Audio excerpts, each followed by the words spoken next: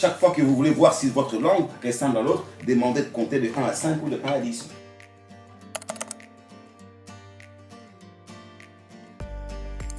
Dans l'histoire précoloniale de l'Afrique subsaharienne, s'il y a une histoire que nous devons tous connaître, c'est l'histoire des Bantous. Aujourd'hui, nous allons savoir plus sur qui sont les Bantous et surtout comment ils ont impacté l'histoire des peuples noirs.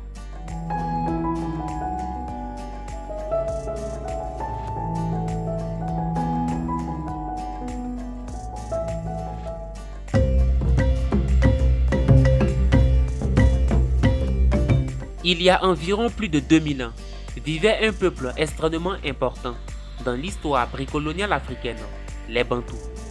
Bantou désigne au total plus de 400 langues parlées aujourd'hui sur le continent.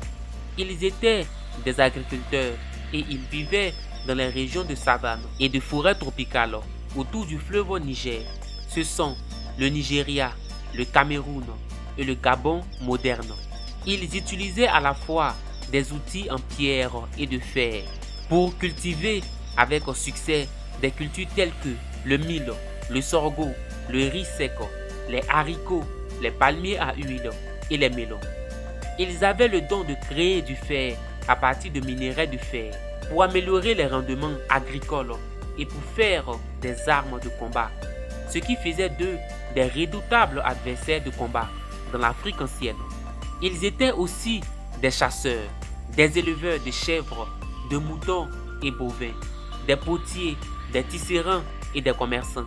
Ils s'échangeaient des biens tels que le sel, le cuivre et le minerai de fer contre les choses dont ils avaient besoin. Si vous avez bien suivi la vidéo précédente, le docteur Cheikh Anta Diop expliquait comment les Africains, premiers hommes sur Terre, ont peuplé petit à petit les autres continents.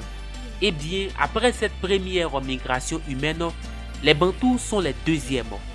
Je veux dire que la migration Bantou est la migration humaine la plus importante à avoir eu lieu depuis que les premiers ancêtres humains ont quitté l'Afrique il y a plus d'1 million d'années.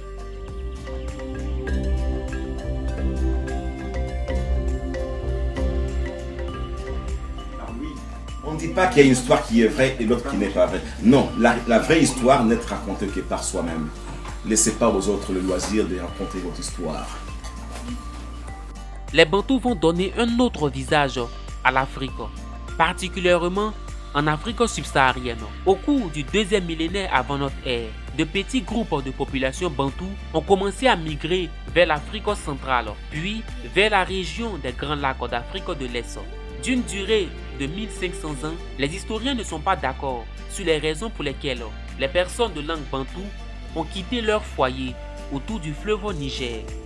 Ils se déplaçaient à travers les forêts tropicales d'Afrique centrale et ils ont migré vers les savanes des parties du sud-est et du sud-ouest du continent, y compris ce qui est aujourd'hui l'Angola et la Zambie.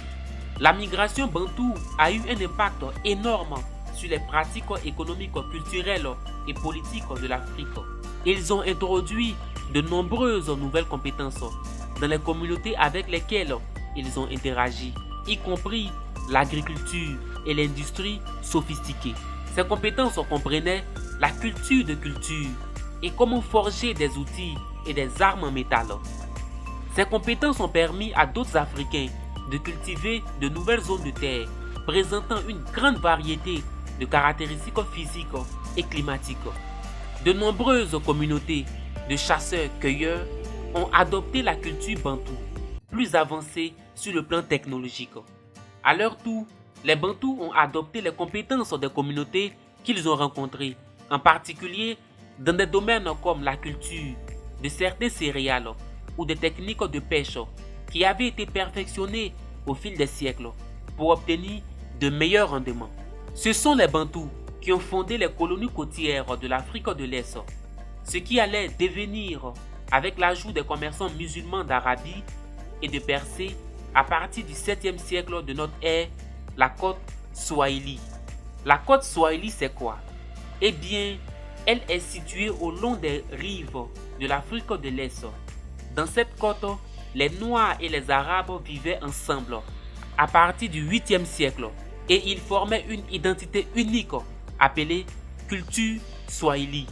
Donc, l'expansion principale des Bantous a été vaste et rapide. Ce fut un remarquable processus de colonisation dans le vrai sens du terme. Beaucoup d'entre eux se sont installés dans les communautés villageoises stables. Comme les peuples rencontrés par les Bantous étaient encore à l'âge de pierre en termes d'armes et de technologie, les migrants armés de fer avec les casques de guerriers spécialisés n'avaient aucun mal à s'imposer partout où ils allaient. Leur technologie supérieure a également encouragé les populations locales à accepter le leadership bantou. Certains groupes ont résisté à cette vague de culture bantou, comme les pygmées, qui se sont retirés dans les profondeurs des forêts tropicales d'Afrique centrale, ou les groupes chasseurs-cueilleurs de la savane, les Sans, qui se sont également retirés dans l'environnement inhospitalier et moins accessible des déserts du Kalahari. Donc, vous voyez à quel point les Bantous ont joué un rôle prépondérant dans l'Afrique précoloniale. Voilà un peu qui sont les Bantous et un peu le rôle qu'ils ont joué. Alors j'espère que vous avez appris pas mal de choses. Évidemment, il y a beaucoup de choses à dire sur le sujet, mais pour ne pas être trop long, je suis allé directement à l'essentiel. Sur ce, je vous dis merci et au prochain épisode. Les Bantous, c'est la tradition orale, de père en fils. C'est l'ancêtre qui racontait toute l'histoire de la famille. Il faut qu'ils prennent du lait, n'est-ce pas? Et dans la communauté, on ne peut pas tout donner le savoir à tout le monde.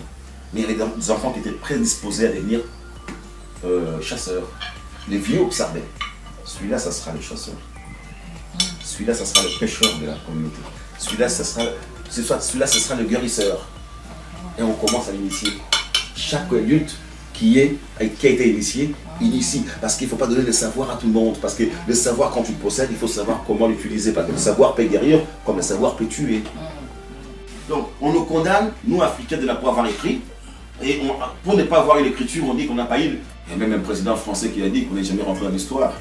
Celui-là, il faut qu'il rentre à l'école, à mon école à moi, que je lui apprenne que l'histoire est rentrée dans l'histoire depuis le début des temps. Mais l'histoire, selon lui, l'histoire entre quatre murs, écrite par lui.